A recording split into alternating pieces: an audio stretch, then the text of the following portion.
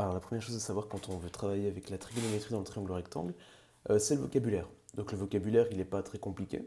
On est dans un triangle rectangle et donc forcément un angle droit et le côté opposé, ou le plus grand côté, qui est l'hypoténuse.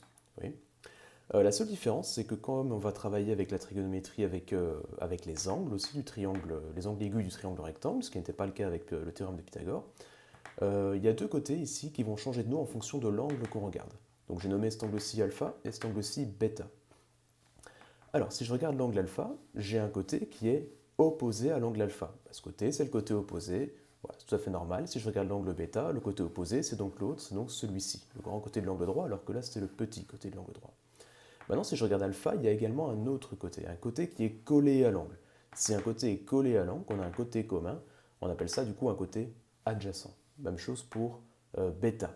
Bêta est ici, il y a un côté qui est collé à l'angle bêta, on appelle donc ce côté-là le côté adjacent. Donc voilà, comme je le précise ici, c'est toujours par rapport à l'angle aigu avec lequel on va travailler. Si je regarde cet angle-ci, eh bien ce côté-ci sera le côté opposé. Par contre, si je regarde cet angle-ci, le même côté change de nom et devient le côté adjacent. Parce que c'est toujours par rapport à l'angle avec lequel on travaille. Alors ce qu'on va parler ici, c'est les relations trigonométriques. Donc les relations trigonométriques, tu les connais déjà, en tout cas tu connais déjà le nom de ces relations. C'est donc le sinus, le cosinus et la tangente d'un angle. Maintenant, on va définir ce que c'est par rapport à des rapports, justement. Donc regardez ici, moi je vous invite à faire la même chose que moi. Donc faites un triangle rectangle, le petit côté de l'angle droit et l'hypoténuse forment un angle de 60 degrés, et vous allez voir que vous allez obtenir la même réponse que moi à chaque fois. C'est normal, ce rapport il est constant, et c'est pour ça qu'on a trouvé ces fameux rapports trigonométriques donc de sinus, cosinus, de tangente de l'angle. Alors regardez, si je fais ici C sur A, C sur A ça correspond à quoi? C c'est le côté opposé à cet angle de 60 degrés, et A c'est l'hypoténuse. Je vais faire la même chose pour les autres triangles, donc C' divisé par A', C seconde divisé par A seconde. Et si je fais ça, je me rends compte qu'en fait j'ai à chaque fois la même réponse. Normalement, la réponse que vous allez obtenir, alors bien sûr avec les erreurs de mesure, qui sont normales, vous allez obtenir environ 0,08, 0,9 plus ou moins. Voilà. Vous allez pouvoir faire exactement la même chose, bien sûr, avec ces rapports-ci. Qu'est-ce qui a changé ici dans ces rapports-ci?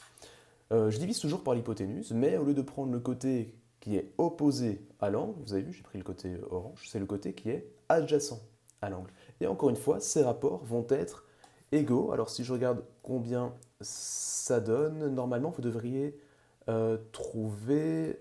Hop, vous devriez trouver 0,5.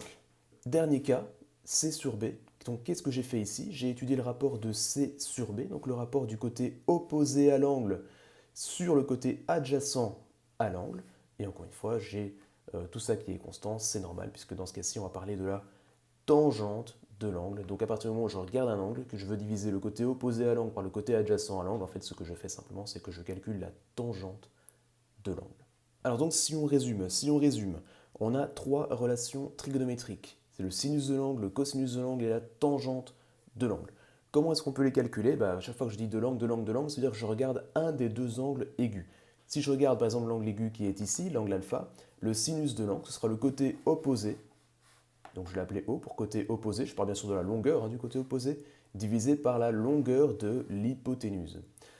Pour le cosinus de l'angle, toujours le même, sauf que ça ne va plus être orange sur mauve, donc opposé sur hypoténuse, mais ça va être rose sur mauve, donc côté adjacent sur hypoténuse. Et enfin, le dernier cas possible, c'est si je regarde le rapport entre le côté opposé et le côté adjacent, donc opposé sur adjacent, ça va me donner la tangente de l'angle. Si je vous demande de résoudre un exercice, donc dans le premier cas, je vous demande de trouver la valeur de x. Malheureusement, avec Pythagore, ça ne marchera pas puisque je n'ai une seule des longueurs des côtés, des trois côtés, donc ça ne marchera pas. Par contre, j'ai un angle. Et ce que je cherche, c'est le côté qui est opposé à cet angle. Donc finalement, ce que j'ai, c'est que j'ai le côté opposé à un angle et j'ai également l'hypoténuse. Si je reprends mes formules, SO, K, TOA. Donc j'ai quoi? Bon, c'est trois formules séparées, bien sûr. J'ai opposé, hypoténuse, hypoténuse, opposé. Finalement, si vous regardez bien, la formule qui m'intéresse le plus, c'est la formule du sinus, parce que c'est là où j'ai le maximum d'informations. J'ai le côté opposé à l'angle et j'ai la longueur de l'hypoténuse également. Donc, le sinus de 35 degrés va être égal à le côté opposé, c'est ce qui m'intéresse, c'est x, sur 4. Ça veut donc dire que x va être égal à 4 fois le sinus de 35 degrés. Et alors là, faites attention, quand vous avez un nombre trigonométrique, donc sinus de quelque chose, cosinus ou tangente, mettez-le bien à chaque fois à la fin. Parce que sinon, si vous écrivez sinus de 35 fois 4, il va considérer que ça va être sinus de 35 fois 4, donc de la réponse de 35 fois 4, ce qui n'est pas le cas. Alors si je fais ça avec la calculatrice, voilà, si je fais ça là, on voit bien. Alors ça donne 4 fois sinus de 35 degrés, ça nous donne 2,29.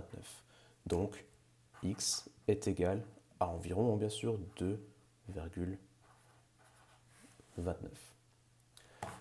Autre cas, je vous donne maintenant donc j'ai un angle, je vous donne le côté adjacent à l'angle et je vous donne le côté opposé aussi à l'angle. Opposé, adjacent, je suis donc ici, je suis dans la formule de la tangente. Ça veut dire que la tangente de l'angle je ne le connais pas, c'est ce que je cherche, donc tangente de x, est égale à côté opposé sur côté adjacent. Le truc, c'est que moi, je veux trouver la valeur de l'angle. Comment je vais faire pour trouver la valeur de l'angle? Là, je vais devoir appliquer quelque chose d'un petit peu spécial. Je vais devoir appliquer ce qu'on appelle arc tangente. Alors, arc tangente, c'est quoi? C'est simplement le contraire de tangente.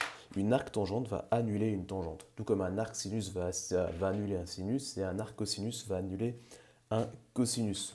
Vous trouvez ces petites fonctions ici sur votre calculatrice. Vous voyez, vous avez sinus, cosinus, tangente. Et juste au-dessus, c'est marqué arc sin, arc cos ou arc tan. C'est possible aussi qu'il écrive sin moins 1, cos moins 1, tan moins 1. Voilà, c'est possible, c'est une autre notation, c'est exactement la même chose. Donc si je fais seconde, tangente, je vais le refaire ici pour qu'on le voit bien, seconde, tangente, donc arc tangente est apparu, je vais indiquer la fraction que j'ai dans mon calcul, donc 5 tiers, 5 tiers, je regarde ce que ça donne, eh bien ça fait environ 59 degrés.